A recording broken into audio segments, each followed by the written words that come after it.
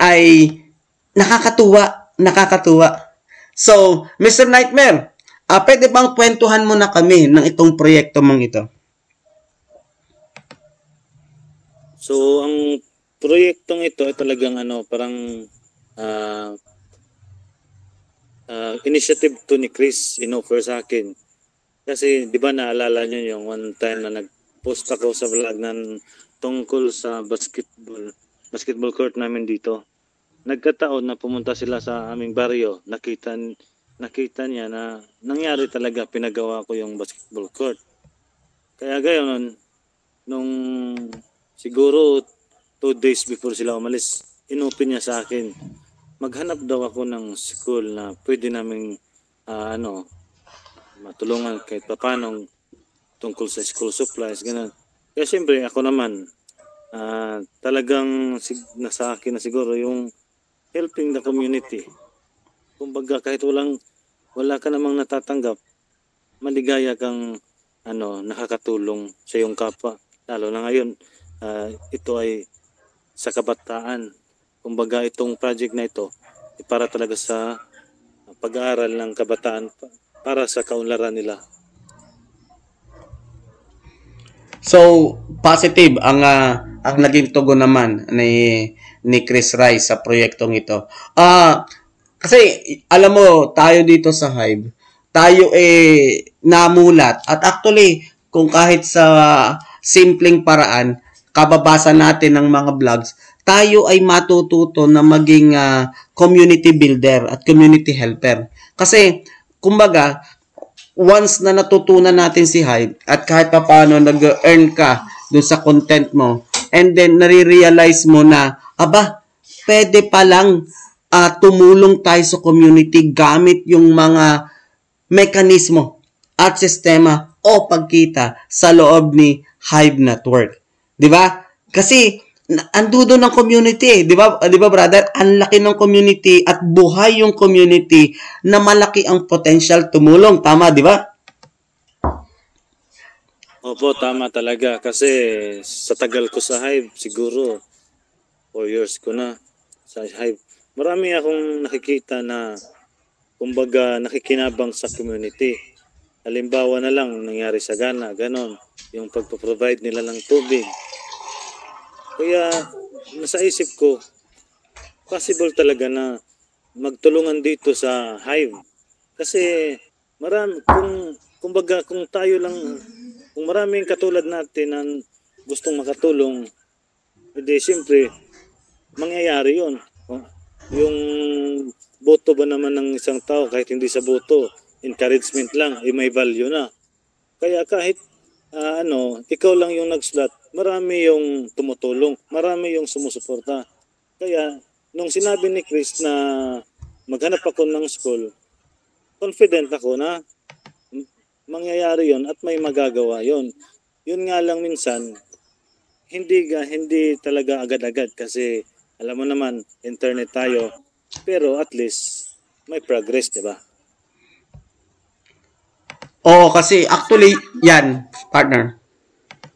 Oo, tsaka sana maganda, simula pa lang ito, tapos ongoing, di ba? Kumbaga magandang good start, tapos continuous, kasi education naman, tuloy-tuloy naman yan eh. So, sana ito ay isang magandang simula pa lamang, kumbaga.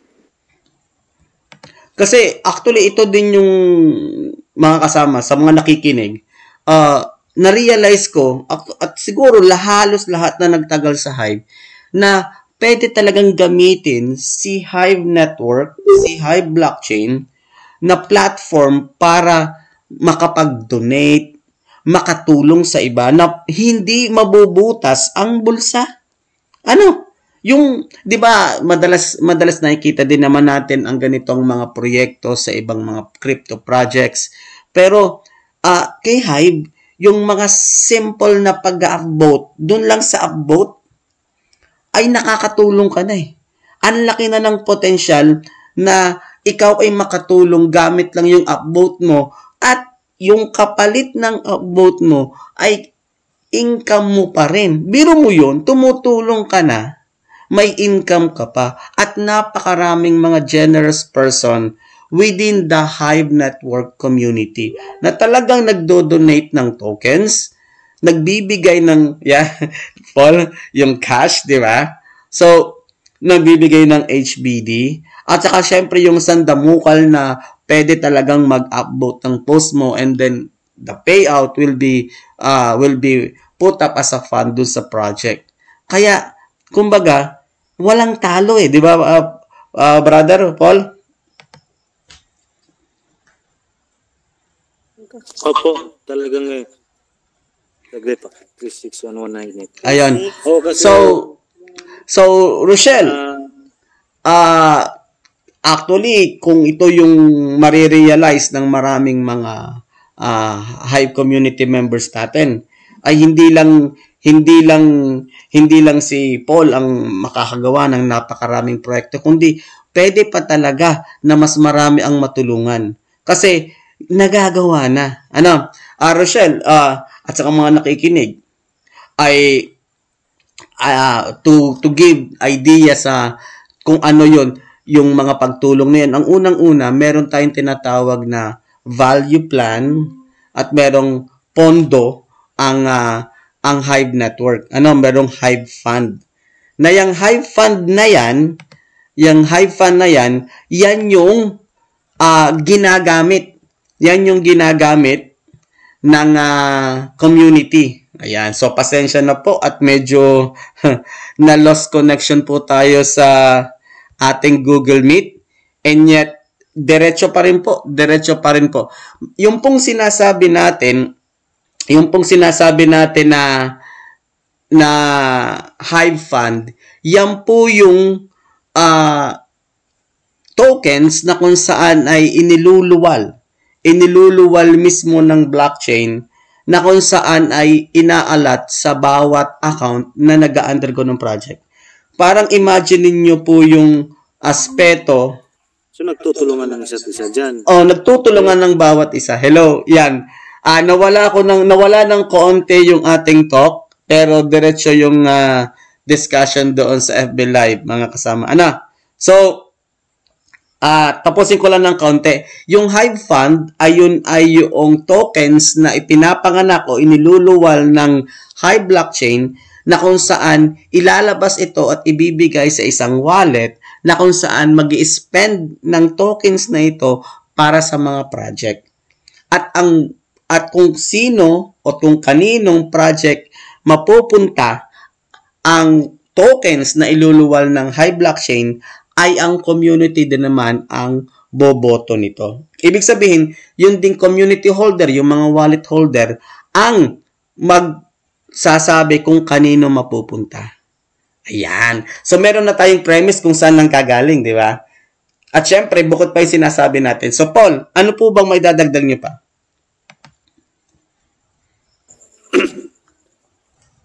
So, dahil dito, napag-isip-isip ko na marami akong magagawa. Baka marami pa akong matutulungan. At dahil sa initiative na ito ni Chris, kasama ang Hive with Divas, may plano naman akong bibisitahin na ibang eskwelahan. At saka magiging kakaiba ito. Kasi alam niyo po ba yung parang native Filipino, bibisitahin ko sila. Uy, maganda yon, maganda. Opo, meron kasi dito Ang tawag kasi sa kanila is, kung sa Bisaya, sila, parang ay taba, hindi. Mangyan kasi ang tawag nila dito kung king sa Bisaya. Nagkaroon na sila ng paralan doon sa may bundok dito, isang bundok dito sa parang 5 barangays before sa isang lungsod, makikita yung nila, lugar. Nag-aaral kasi na sila ngayon hindi na sila hindi na nila parang offensive na sa kanila pag kumbaga tinatawag sila na mangmang, para pong ganon. Kaya sa susunod ko na video, bibisitahin ko sila. Of course, together with the cooperation with the head teacher doon. Ayun. Pero interesting, Mangyan yung tawag sa kanilang tribe. Kasi ang pagkakaalam ko, ang Mangyan kasi is more on the Mindoro area. Pero siguro meron ding mga Mangyan sa ibang mga provinces naman. So siguro nag-migrate sila doon. Ano? So Mangyan, brother, ang tawag sa kanilang tribo. Sa pagkakaalam ko po, Mangyan. Ano bang lugar ito? Anong lugar ito, brother? Specific na barangay o municipality?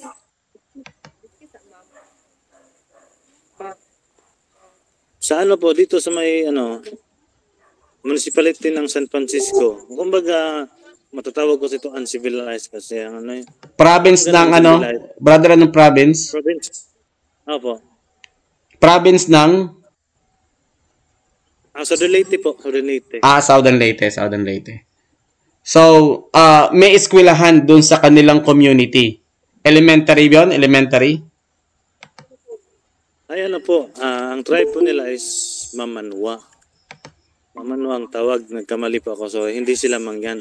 Okay yun, Mamanwa. Okay. Opo. Meron na silang paralan mismo sa, kumbaga, alam naman natin, talagang separated sila sa mga ordinary native kasi sila. Tapos, pinagawaan sila ng community dun sa may bandang bundok. Pero, welcome din sila sa baba na mag-aral. Kaya sa susunod po, pupuntahan ko yun. Ayun. So, pero kausap mo na naman yung ilan sa mga teachers doon. At saka syempre yung head ng tribe. O yung grupo. May prior communication ka na at nakarating ka na ba doon? Sa ngayon, wala pa po. Pero yung may kakilala kasi yung asawa ko na kumbaga, head teacher po sa yung paralan na pinuntuhan ko na yung Anislagon para donita ng school supplies. Sabi niya, kilala niya yung head teacher doon, tapos yung head ng community doon. Kaya, pag pumunta ako doon, siyempre sasamahan ako para, kumbaga, pag dumating sa punto na nag-interview ako, baka ma-offense yung pagkaintindi. Kaya kailangan may kasama ako. Pero sa ngayon, medyo busy pa baka next week po. Ayun, nako, exciting yan. Akin munang i-recognize si Crypto Unite. Ito ang isa sa mga nakilala ko online at kasama ko sa isang GC. So, standby lang muna, Mr. Dome. At, mo, magkukwentuhan tayo. Isa ding interesting ang skills and na kinabibilangan o hawak na itong si Crypto Dome. So, tuloy lang natin, Paul. Ay, baka nagabi, Crypto Dome. Sige, sir. Ayan. So, Paul, so ito ba ay kailan mo sisimulan? Ito ba ay ano ang time frame mo? At maantabayanan ng mga listeners, lalo na ng mga Divas user, Hive user, itong mga post mo. Kasi, alam mo, pag lumabas na yung post mo, ay talagang pagtutulong-tulungan natin yung i-upvote. At kung anong magagawa nating tulong, ay di ating utay-utayin kasama ng buong community. Kailan ka ba magsisimula, Paul? Ang target ko kasi sana is this week. Pero, may kinabibisihan na, kaya palipas muna ako ng isang linggo. So after this, pag Monday onwards, sa susunod na linggo na lang para may kasama ako. Kailangan ko kasi ng kasama para makapunta ako doon. Ayan, ako, exciting yan. Alam mo, anumang activity na kung saan ay makakatulong lalo na sa ating minorities, Mamanwa, tribong Mamanwa dyan sa mga Southern Leyte, yan ay pinakamaganda na mga gawain at advokasya. At yes, kaya yan sa Hive Network. Kaya yan. Kailangan lang ng mga leaders, tamang leadership, at saka syempre, yung pagsasama-sama ng pagtulong. Actually, ang grupo ng Hive PH ay meron na ding ilang mga adopted ng mga school at natutulungan na elementary. Kita natin sa mga post yan. At syempre, kahit sino, ay pwedeng makatulong sa kahit anong grupo, may hirap man o mga sektor ng lipunan, gamit ang cryptocurrency, gamit ang platform na Hive. Kaya Paul, nako, saludo kami dyan sa iyong advokasya na yan. Keep us updated sa mga galaw mo at susuportahan natin yan, susuportahan. Ika nga, ang Divas team, ang Hive community, lahat sila ay community minded. 'Di ba? Kasi walang ibang patutunguhan. Pag nag-stay ka kay Hive, kala mo parang personal lang talaga yung iyong interest, pero habang nagtatagal ka, nagiging community minded ka. Ayan, nako Paul. Diyan ka muna at tatawagin ko muna itong sunod nating guest, Rochelle. Itong ating guest partner ay mukhang marunong sa mga paggagawa, mga server na ganyan, may mga node. Ito ay nasa crypto na. At hayaan ko na lang siya magpakilala ng kanyang sarili at magkwento ng kanyang ilang mga skills, talent. Ay siya. Tatawag ko na Crypto Unite or Brother Dom. Come in. Hello sir, yes sir. Ayan, pakilala ka muna brother. Pakilala ka muna.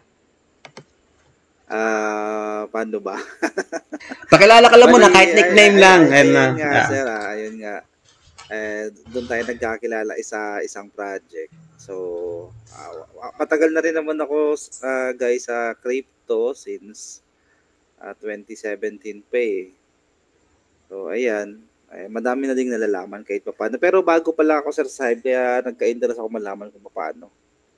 Kasi iba yung nakikita ko nakakasanayan na Web3 kumpara dito sa Hive. Kaya gusto ko din malaman. Ayan. So, kamo, ikaw ay 2017 pa, nasa crypto. Alam mo ba, brother, nandudo na din ako, panahon ng 2017.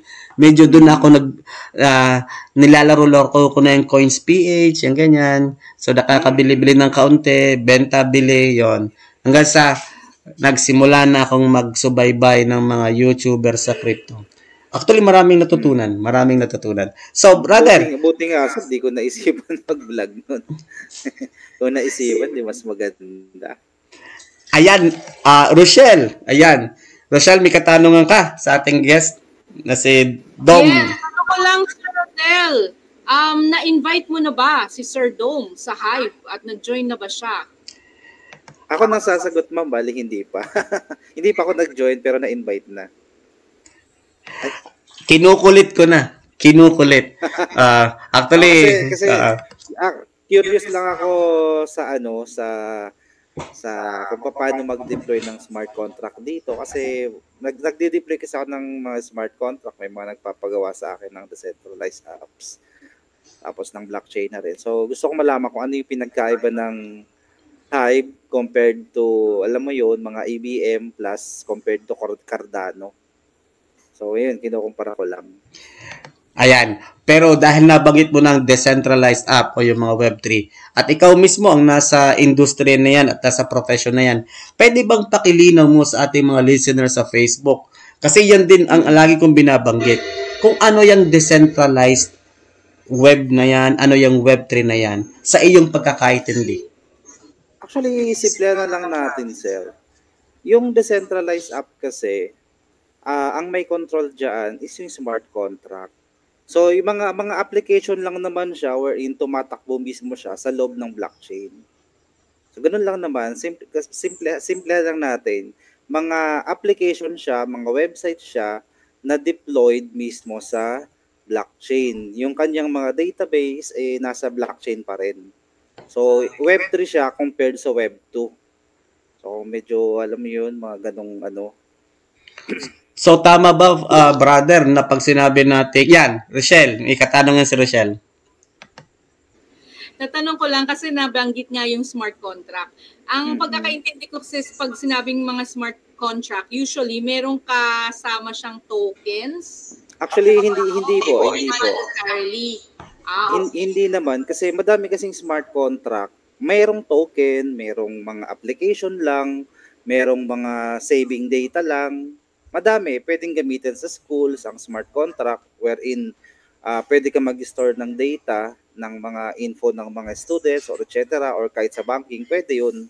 So, nagagamit din mostly yung smart contract sa mga, alam mo yun, mga high yield investment program, hindi lang token. Ito bang... Maganda pa. Mm-mm. Maganda yung idea na yun. So sir, kung kunyari, let's say, kayo ba ay yung gumagawa ng smart contract? So pwedeng kunyari, merong project na pwede kayong i-hire para mag-draft ng smart contract? Pwede ho. Tumatanggap ako niyan until naman ngayon. Yun nga lang, inaalam ko muna kung ano yung structure ng smart contract. I mean, yung mga functions, ano yung parang workflow kung paano, parang nagpapagawa ka lang ng isang system. So, kailangan malaman ko din muna kung ano yung mga paano siya nag-work, yung system. Yung parang alam mo yung concept. Then, titignan natin kung kaya siya sa smart contract. Kasi ang smart contract kasi until now, limited pa siya eh. So, hindi pa siya tulad ng, alam mo yung Python or mga ibang language. Hindi pa siya ganun ka, alam mo yun, adapt.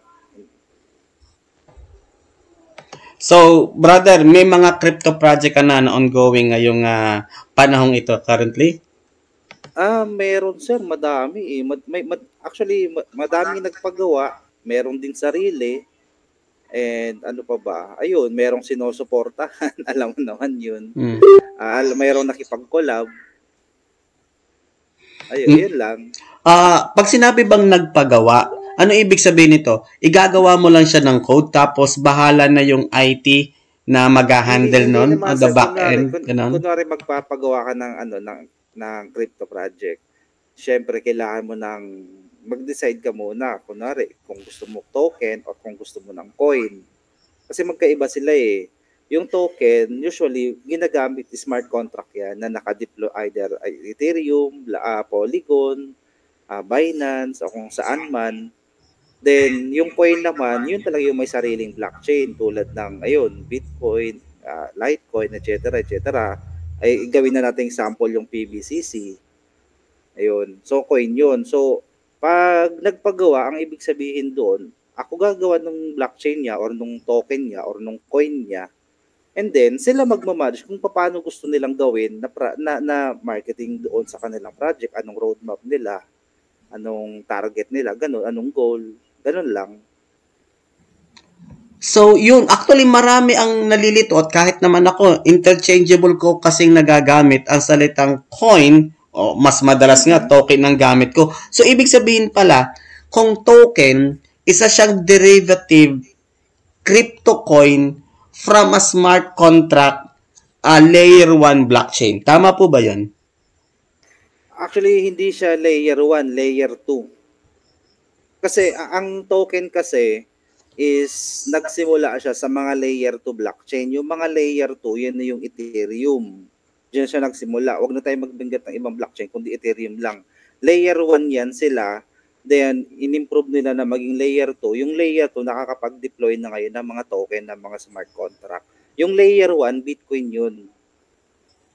So, hindi ka pwede mag-deploy ng smart contract sa Bitcoin kasi wala talaga siyang ganong feature. So, in-improve ni sino ba may-ari ng Ethereum. So, yun, naggawa siya ng layer 2, nagkaroon ng mga smart contract, pwede na mag-deploy. Ngayon, yung mga token is parang nakikigamit lang ng blockchain nila. So, tingin ko parang ganun din sa Hive eh. Partner?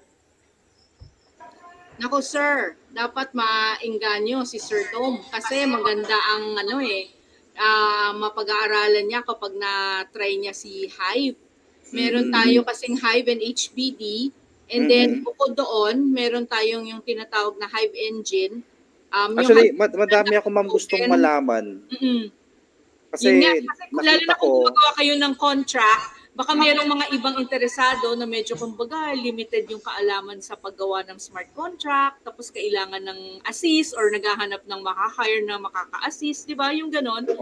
Kaya kung naalala mo sir, di ba may sinend ka na sa akin ng mga link regarding development something doon sa Hive. Actually, hindi ko siya maintindihan pa kasi iba siya sa nakasanayan nga netong, alam mo yun, yung Ethereum, mga Ethereum blockchain based, mga Ethereum ganyan, EVM. So hindi iba yung nakita ko doon kumpara dito sa Hive. Kaya madami akong tanong sana nung nakaraan na hindi lang natin na-continue kasi may mga gusto akong itanong kung paano mag-deploy nga ng smart contracts sa Hive, blockchain, sa mag-deploy ng decentralized apps. Kasi wala akong nakikitang guide eh. Ayan, ako actually, yan yung kung may time tayo ay i-guess ka namin uli at talagang baka meron na tayo makakahanap ng dev. Actually, si Nathan Sen ang isa sa mga lead developer ng DBuzz, which is developing part of the layer 2 na kung saan i-dApps naman ni Hive. So, ganito, brother, yon. Halimbawa, doon muna ako sa paglilinaw natin na halimbawa, coin, token, ibig sabihin, kung stand-alone blockchain siya na kagaya ni Hive. Kasi si Hive, iba talaga siya eh. Coin yan. Coin talaga Coin siya. si Hive. So, tama na tawagin namin na ang Hive ay coin and HBD partner is a coin. Di ba? Pero, yes. Hindi ako makapag-agree kung yung HBD ba ninyo ay coin. Dahil hindi ko pa nakikita kung saan siya naka-deploy. So kung may sariling blockchain yung HBD, yun ba yung Hive dollar? Brother, yan. Kung may sariling blockchain yung HBD, di coin siya. Pero kung deployed siya under Hive blockchain, di token siya ni Hive. Parang ganun siya. So, brother, I'm happy to tell you na maraming token na. I mean, kumbaga, may altcoin na within the Hive blockchain. Kasi yung primary blockchain is the Hive. Okay? Again, I can only speak from my understanding. I'm not an IT personnel. I'm not a developer. Pero yung Hive blockchain ay may dalawang native coin na tinatawag na Hive and HBD at maraming second layer tokens na kung saan ay nakapaloob dito. So, actually, meron na siyang malaking ecosystem ng altcoins within the Hive network. So, yun yung kumbaga ecosystem. Ayun. May tanong ko po ba?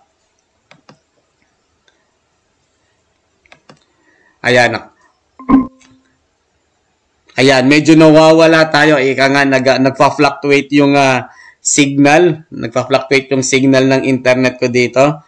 So, partner, naku, alam mo itong si Brother Dom ito si Brother Dom na kumbaga, bagamat busy ito sa napakaraming crypto project, ay makakausap natin ito hinggil sa ganitong bagay na kung saan ay alam niya at marunong siya sa ganitong mga teknikalidad. At yaan nyo, mga listeners, ika nga, unti-unti nating binobrought out yung idea ng decentralization at ma-define natin kung ano ba tong mga token, crypto, yan, ano ba yung blockchain na yan. At dito yan sa ating show. May explore ng maayos. So, yan. Kasi wala lang. Maybe for future projects, kaya natanong ko rin kung familiar ka na dun sa setup ng Hive. Kasi maganda. Actually, gusto ko nga din malaman kung anong klase. Baka sa iba din yung hindi siya tulad ni Cardano Hindi rin siya tulad ni Ethereum. So, na-curious lang din ako. Yun nga lang, wala akong makitang, alam mo yun, mga tutorial or review or mga sa YouTube. Kaya sabi ko, yun, magandang makapag-join na malaman din. Alam mo, brother, totoo na wala kang makikita at walang gaano nagde-discuss ng Hive because siguro hindi siya ganun kapopular at very isolated pa siya.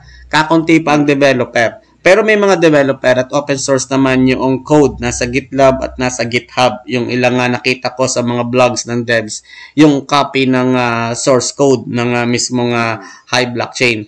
At maraming API nodes.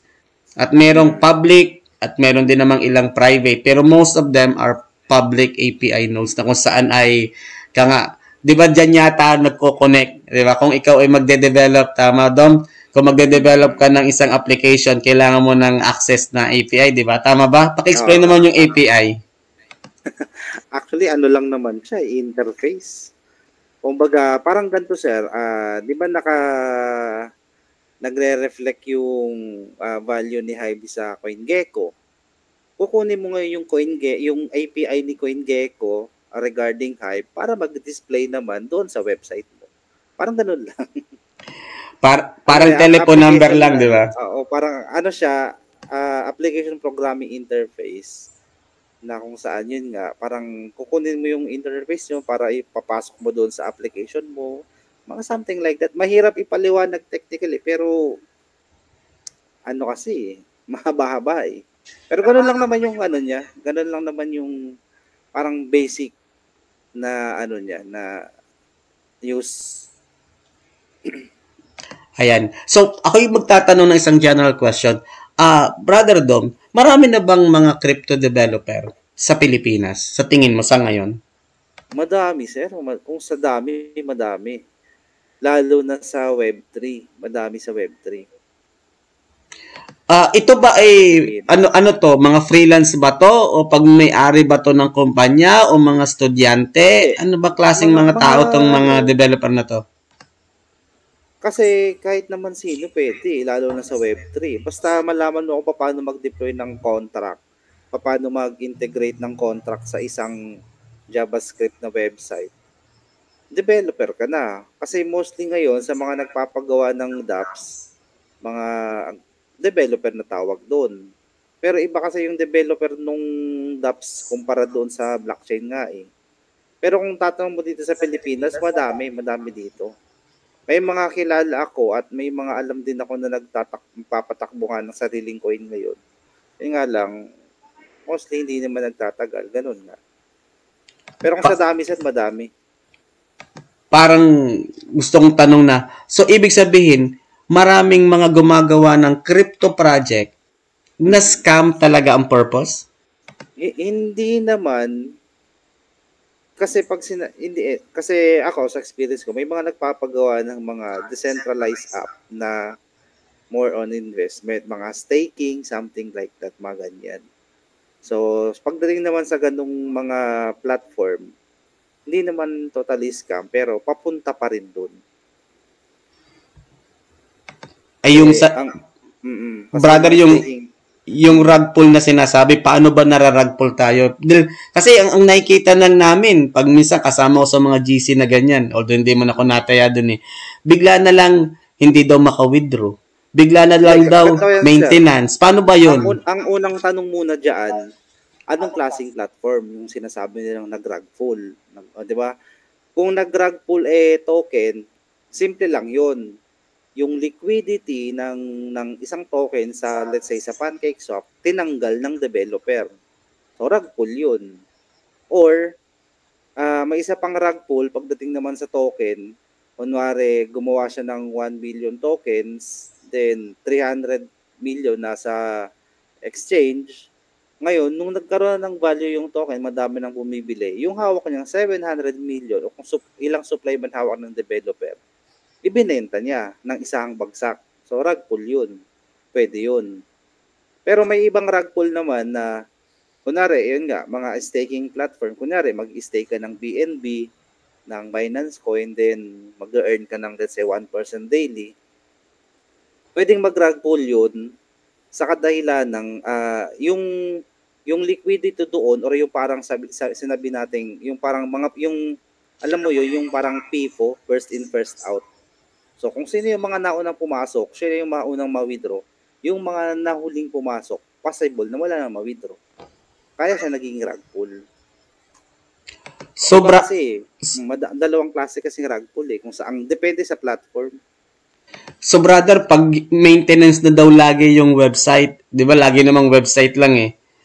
Hindi naman eh. Hindi naman I mean, ibig sabihin ba, kumbaga, pag nag-maintenance na, hindi na ma-access yung account, lagi ng kumbaga, nauna na kasi, kung hinigop na yung liquidity, di ibig sabihin, kung wala ng liquidity at naibenta na, ay ano pang purpose na yung website kung saan doon nagkikip ng wallet yung mga token holder? Ay madalas, yun ang senyalis na ayawan na eh, pag wala nang ma-access doon sa website, yung wallet sarado na. Parang ganun na. Parang naghahang na lang siya. Wala ka nang magawa doon.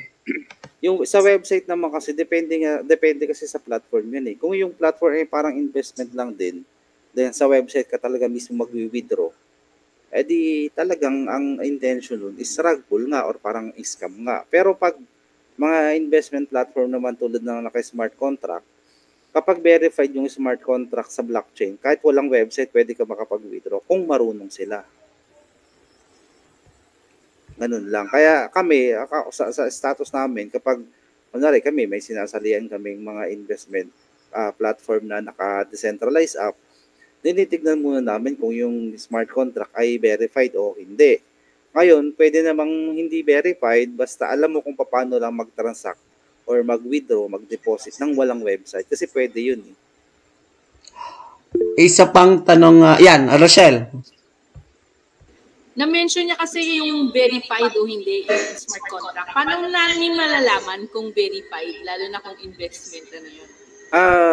Paano ba mag-share screen dito? Ako marunong mag-share screen. Ano lang ho, di ba yung smart contract, kunwari yung decentralized app na sinasabi natin, meron siyang smart contract address. Diba? So, kung naka-encounter na kayo nun, yung smart contract address, let's say, sabihin natin naka-deploy sa Binance Smart Chain, i-check nyo yung smart contract niya sa Binance, sa BSC Scan. So, i-check nyo doon, lalabas ngayon yung info ng smart contract. May makikita naman kayo doon na parang verified siya or hindi. Parang may naka-check naman doon sa part ng, sa medyo middle part ng ano. Hindi paano ba kasi mag-ano dito? Pwede ko kayo pakita yung ano eh. Actually, lahat nakikita doon, pati yung number of tokens, kung ilan nalika, yung available, Yes, kompleto yes, lahat doon eh. May scan mo lahat yung galaw, yung mga, kumbaga, info o details ng smart contract, ando doon. Pag in-scan mo yung CA na sinasabi, contract address. Yes, contract address. So, makikita naman dyan kung verified. Yun nga lang, kung hindi siya verified, medyo pahirapan yun. Ngayon, may times naman kasi na may mga smart contract na ayaw talagang i-verify ng dev dahil sa pwedeng original niyang ginawa yun, pinaghirapang ginawa yun para hindi magaya. May mga ganong possibility. Kasi ako nga, minsan hindi ako nag-verify ng smart contract, lalo na kapag alam mo yun, yung unique mong nagawa. Para hindi siya nakagaya. Kasi pag na-verify na yung smart contract, so, pwede mo na siyang kopyahin at i-deploy naman sa iba. Ngayon, pwede mo siyang, pala mo yun, parang na-clone mo na lang.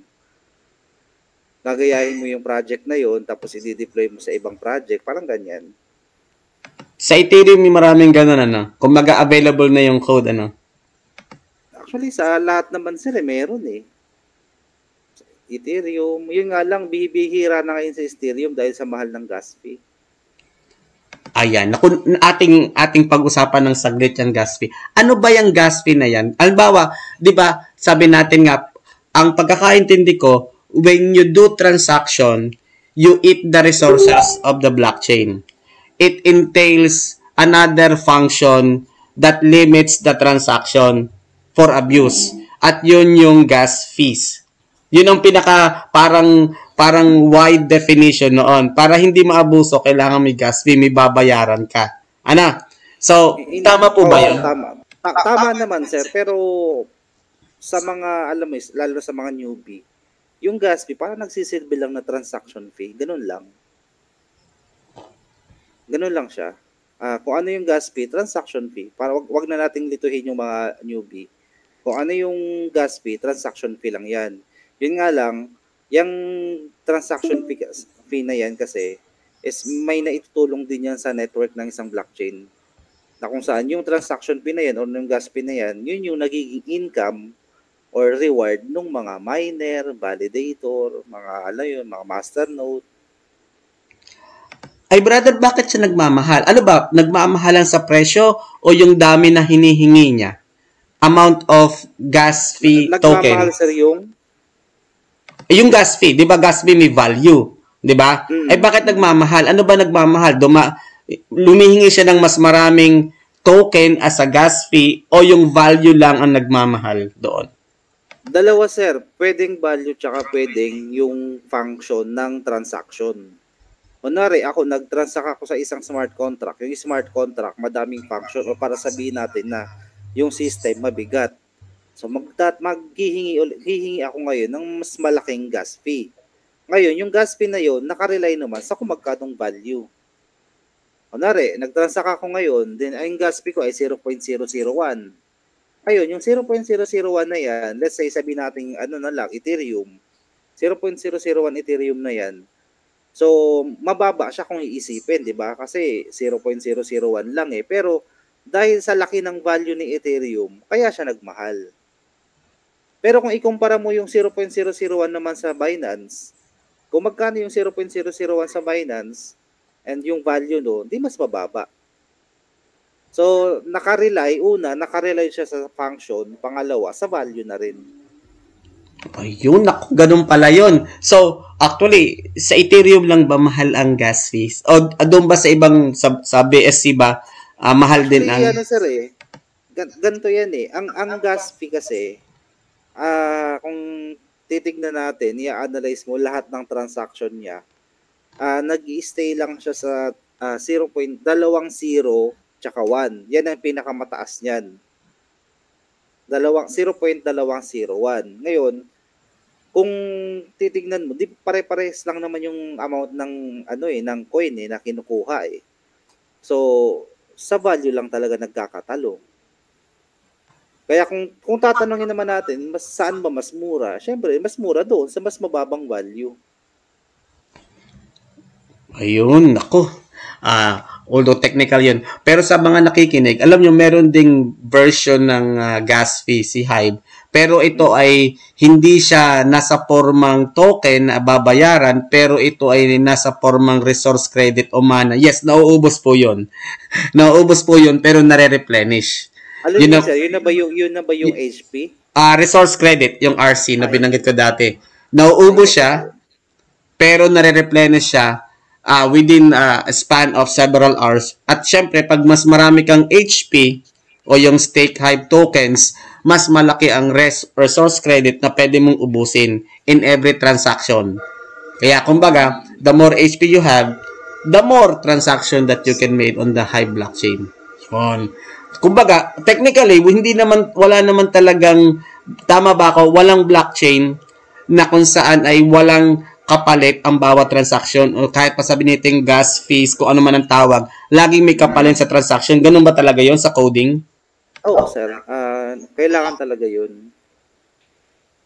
Kasi yung transaction fee na yan, yun na din yung bumubuhay doon sa mga miner, sa mga validator. Yun yung kanilang reward para mag-build ng isang node. Ngayon, bakit, ano bang purpose ng isang node? Tulong siya para maging malakas or stronger yung isang network. Nako, ang ganda-ganda ng ating usapan. So, meron pa akong isang tanong. Sa tingin mo ba, brother, ano ba yung most promising blockchain na pwedeng paglagakan ng mga nakikinig nating gustong maging developer o estudyante lang ng ICT o nagsisimula sa IT? Ano bang magandang blockchain na kung saan ay patok o sabihin na nating pwedeng pagsimulan nila na mag-develop ng applications at kung ano pang gusto nang ma-explore within the cryptoverse, ika nga. Ano bang, magbigay ka ng mga 2 o 3 na blockchain na talagang... Sa una kasi, sir, actually, wala akong nire-recommend na blockchain kasi lahat naman ng blockchain pare-parehas yan eh. Kung magiging developer ka sa Web3, syempre, number 1, dun ka sa ABM, sa mga ABM chain. Kasi, mas alam mo yung demand ng Web3 sa mga ABM chain, nandun na eh, parang malakas yung demand doon. Pero hindi ko rin maire-recommenda yung Bitcoin dahil hindi nga naman siya layer 2. Layer 1 lang siya, where hindi ka naman makapag-deploy ng mga Web3 doon. So, mahirap mag-recommend eh. Pwede naman kasi natin sabihin lahat eh. Yun nga lang, kung ikaw baguhan na developer, magde-deploy ka ng isang test project, hindi mo gustuhin mag-deploy sa Ethereum kasi sobrang mahal ng gas fee doon, ng deployment fee. So, syempre, magsusunog ka ng pera niyan. So, mahirap. So, kung ako naman, mas mainam na doon ka na lang sa pinakamura muna mag-practice. Kung magpa-practice ka pa lang naman, doon ka na sa mura. Polygon, mga ganyan. O kaya, pwede namang mag-testnet ka na lang muna. Pwede naman yung Hive, yun nga lang, kailangan mo din talaga muna aralin kung ano bang klase ng developer yung gusto mong maging mag-aim mo. Kung Web3 ng ganito. Kasi iba-iba madami nagkiklaim na yung blockchain namin, Web3, madami. Pero yun, tulad ni Cardano, Web3 din sila, pero bibihira pa yung mga developer doon. So kung mag-deploy ka ng project sa Cardano, maghahanap pa ng developer na marunong doon, since konti yun, o konti pa lang sila, mas mahal maningil. Parang siguro, let's say, sabihin natin sa Hive din, kunwari, ako natuto ko dito, wala pa kayong ibang kilalang developer dyan.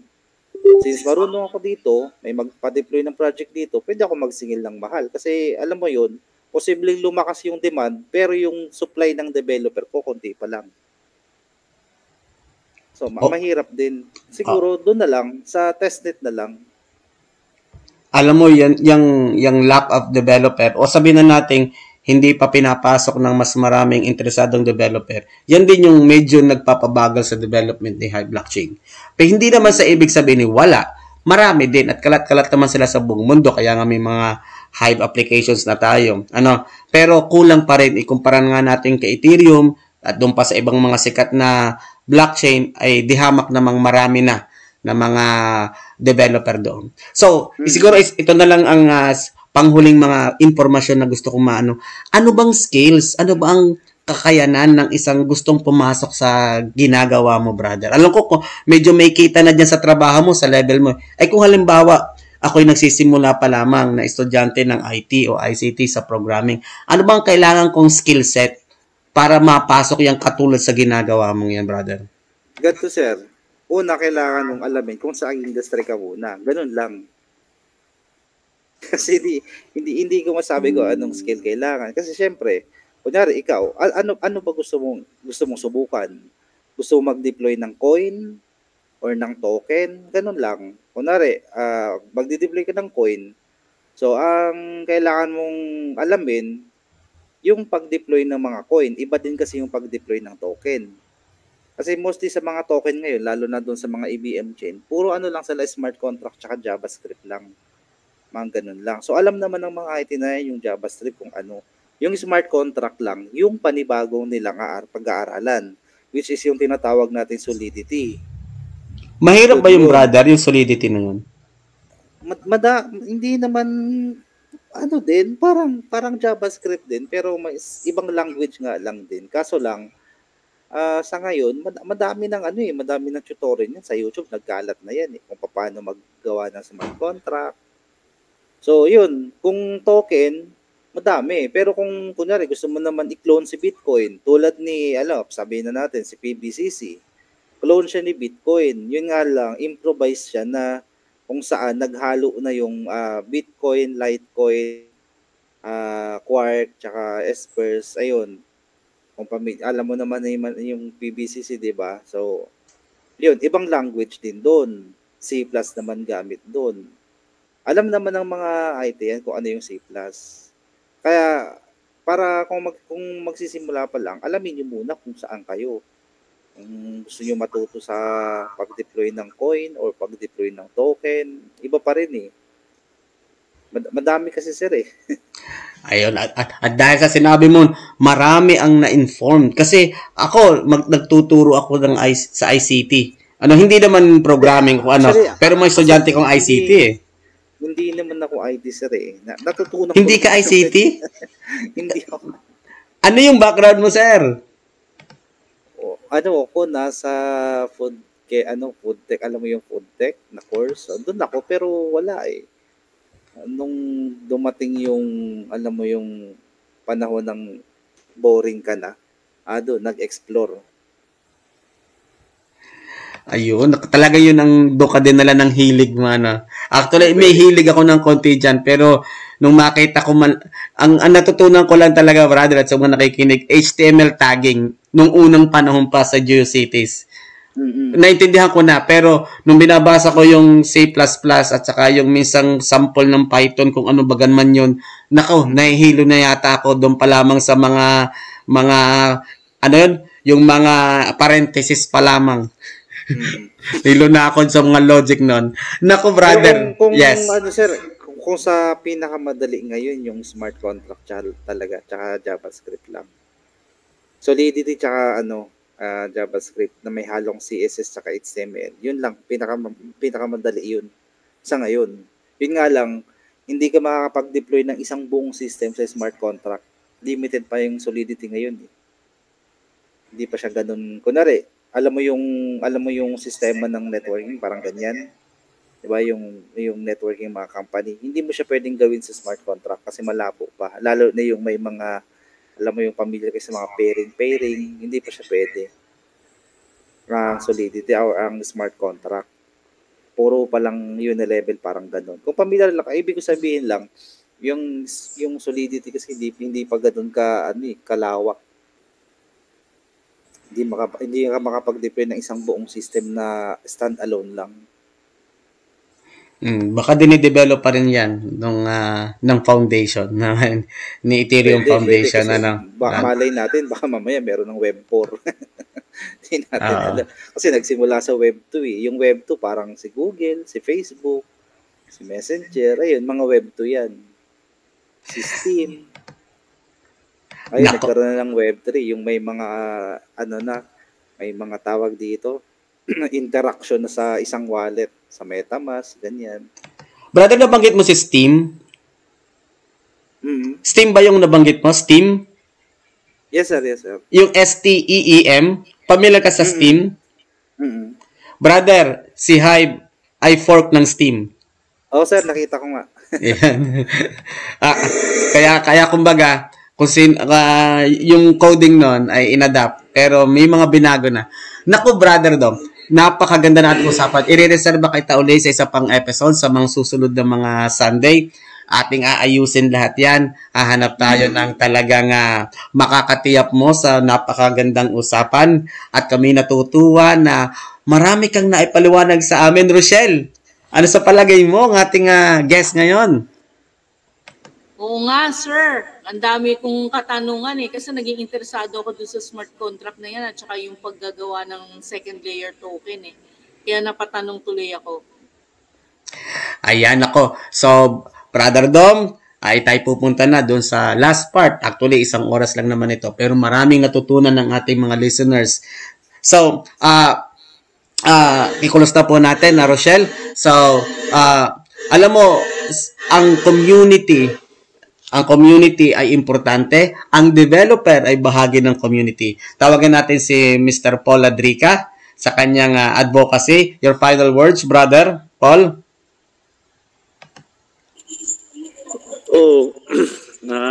Speechless ako sa usapan kasi interesting Pero yun nga, hindi naman kasi ako magaling sa technical things Dito lang ako sa pagbablog na makatulong sa community. Kaya masaya pa rin ako kasi may nalalaman ako. Yan pa pala sir, maisingit ko lang Gusto kong malaman kung paano yung sinasabi niyo yung Divas, anong konsepto ba meron doon? Yes brother, ililink kita sa Divas team. Nako, matutuwa si Nathan Sen. Matutuwa siya. Okay. Hindi, kahit yung lang sir, kahit yung kung ways of earnings doon, paano ba. Ayun lang, kahit ganun lang muna. Kasi gusto kong malaman Yeah. Kasi may YouTube channel kasi ako, nagre-review ako ng mga ganyan, alam mo yun, yung mga NFT games ng mga nakaraan. Gumagawa ako ng mga video, nire-review, tapos, ayun, pinapasok na rin. So, tingin ko, kailangan nyo din ng ganun Ayan, nako. Napakaganda ng naging usapan, pero kinapos na tayo sa oras. Magre-reserva tayo ng araw para sa isang umaatikabong usapan muli dito sa ating programa. Maraming salamat po sa mga nakinig in behalf o sa pangalan po ni Rochelle Sawali na aking co-host at syempre kay Mr. Paul Ladrica at Dom Bisagre. Dom, ayan. ay maraming salamat po sa nanood ng ating live at nakinig. Sa mga may katanungan po, kayo po ay mag-post lang po ng comment dyan sa baba. At maraming salamat po. At akin pong sasagutin ang inyong mga katanungan. So magandang gabi. At sana po ay maging fruitful po ang inyong linggo na dadating. Bye-bye po.